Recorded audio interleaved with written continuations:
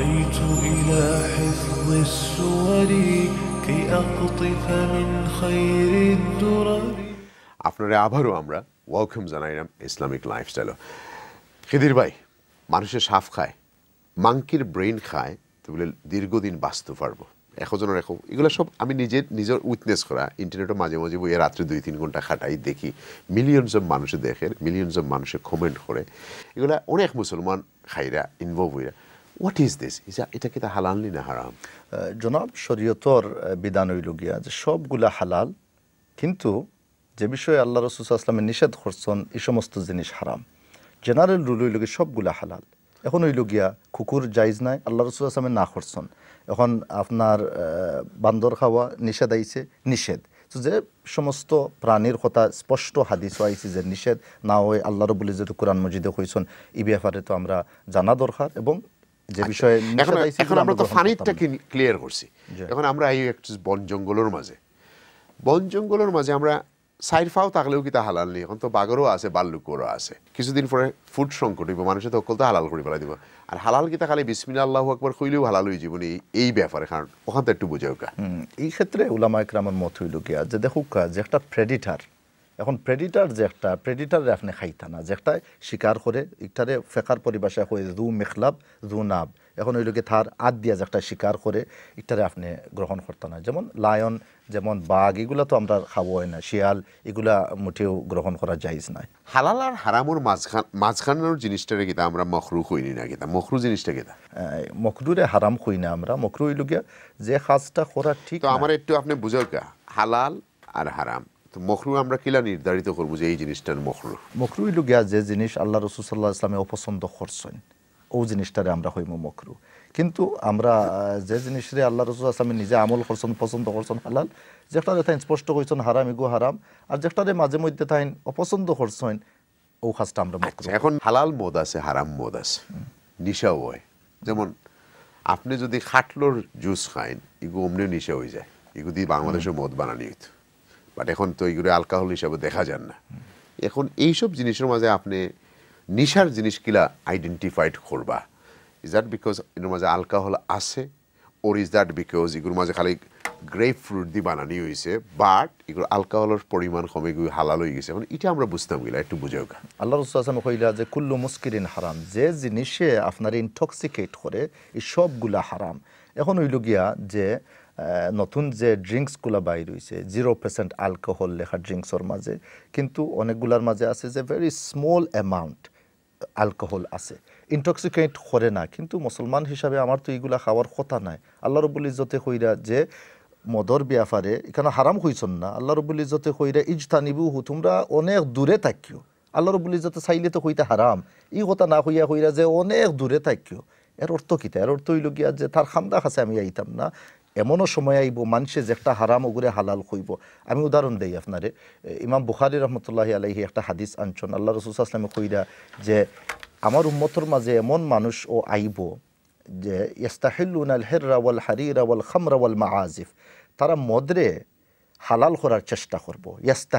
ইস্তাহিল্লু মানে আরবিতে হইল কি কোনো জিনিস যে একটা হারাম ওগুরে হালাল করা, ও নানান ধরনের নাম দিব তারা, 0% হালাল।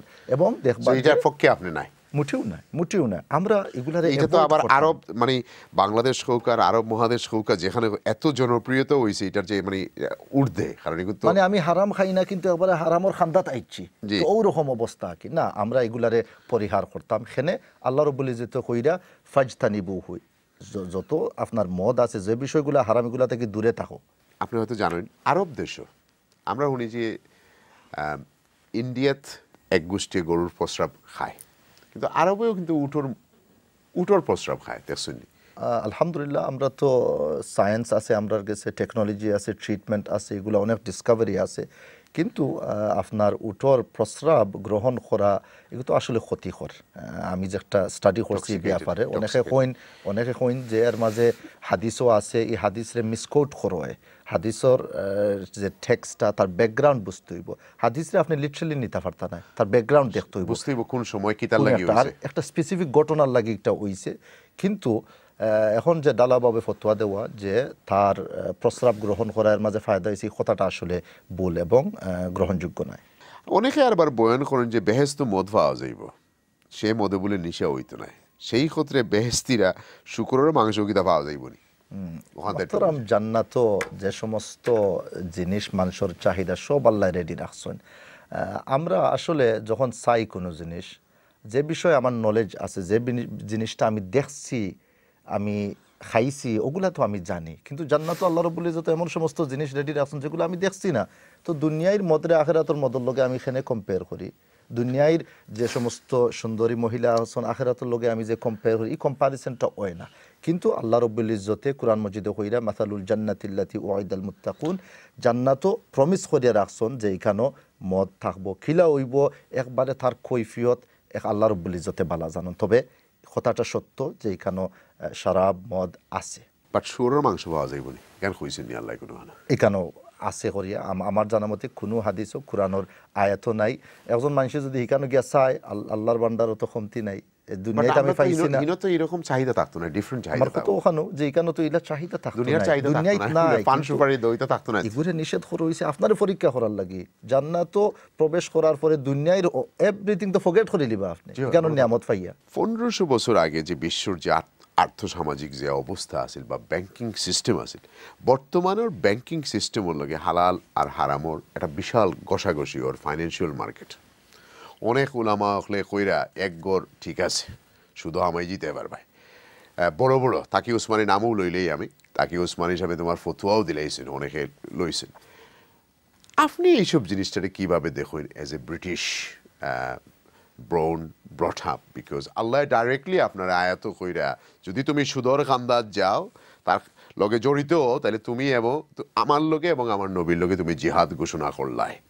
এর পরে বিলাতর সার্কামস্টেন্স না বুঝিয়া শেখ হকলে এই দেশও রেন্টে পাওয়া যায় বাড়ি কম পয়সায়।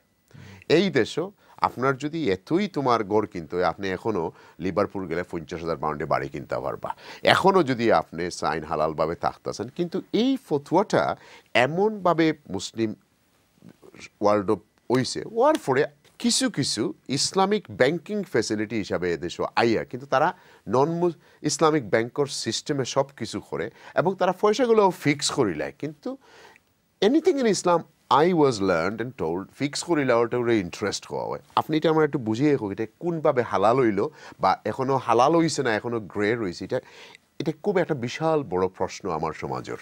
এখন হইল গিয়া যে আমরা আগে একটা বিষয় নিয়ে আলোচনা করছিলাম যে কোন সময় হারাম গ্রহণ করা যায়। হারাম গ্রহণ করা যায় যে আপনার কোনো বিকল্প নাই, লাইফটারে সেভ করতে হইব। কিন্তু এখন আপনার প্রথম গড় নেওয়াটা আপনার লাইফ সেভ করতে হইব নিয়ে। আমরা we living in a welfare state, private renting আছে, আপনার সোশ্যাল হাউজিং আছে। Yes, there is challenges, there are thousands of people on the waiting list, I agree. কিন্তু এখন হইল গিয়া যে আপনি চাইলে তো প্রাইভেট রেন্টিং করতে পারবা, আপনার তো সরকার বাহরিয়া দেন না গড় থাকি।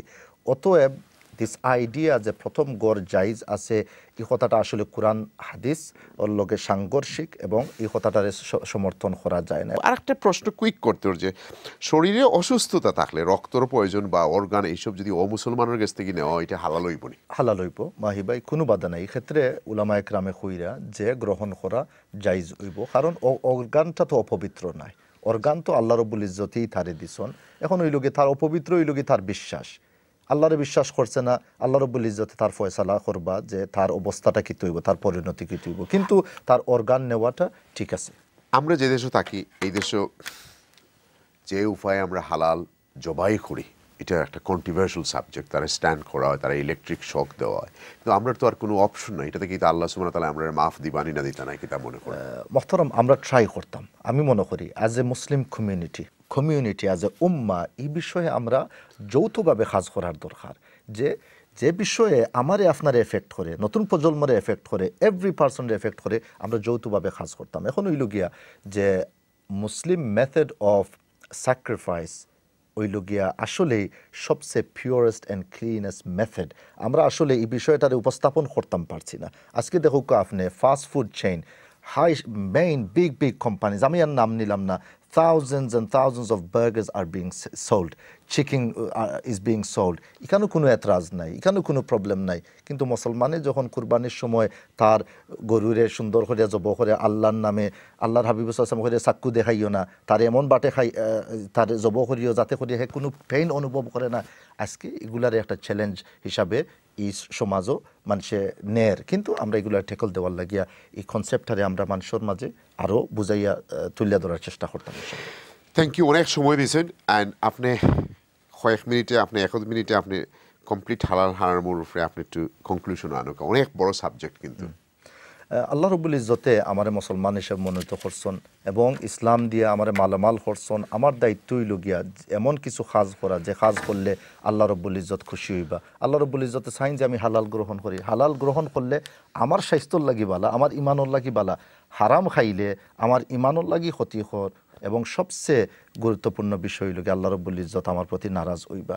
আমি যে খাবারটা গ্রহণ করলাম যদি আমি যাচাই বাছাই করি না, এটা আমার যে শরীর উৎপাদনের সবগুলা তো হারাম হইব। আল্লাহ রাসূল সাল্লাল্লাহু আলাইহি ওয়াসাল্লাম হাদিস শরীফের মাঝে কইরা কুল্লু লাহমিন নাবাতা মিন সুহতিন ফান্নার আউলা বিহি, যে শরীরটা হারাম দিয়ে উৎপাদন হইছে এই শরীরটা জাহান্নামে যাওয়ার লাগি উপযুক্ত। অতএব এই হাদিসটা সামনে রাখিয়া আমরা চিন্তা করার দরকার, আমার ছেলেমেয়ের আমি কিতা খাবাই। আর আল্লাহ রাসূল সাল্লাল্লাহু আলাইহি ওয়াসাল্লাম কইরা যে তুমি হারামও খাইতায় আর দোয়াও করতায়, ইটা দোয়া আল্লাহর কাছে দরকার নাই। তুমি হাত তুলা দিবা পবিত্র রবর গেছে সুবহানাল্লাহ হইয়া, থান গেছে তো তুমি পবিত্র হাত দিয়া পবিত্র শরীর দিয়ে হাত তুলা দিতে তো আল্লাহ রব্বুল ইজ্জত বিষয়টা বুঝার তৌফিক দান করুক। আমিন। Thank you, thank you. আপনার কষ্টটা আল্লাহ কবুল করুক। আমিন। ভিউয়ার্স, আমরা আসলে যাওয়ার সময় অন্য কোনো এপিসোডে আপনার সময় আবারও দেখা হইব। আমরা লাগি দোয়া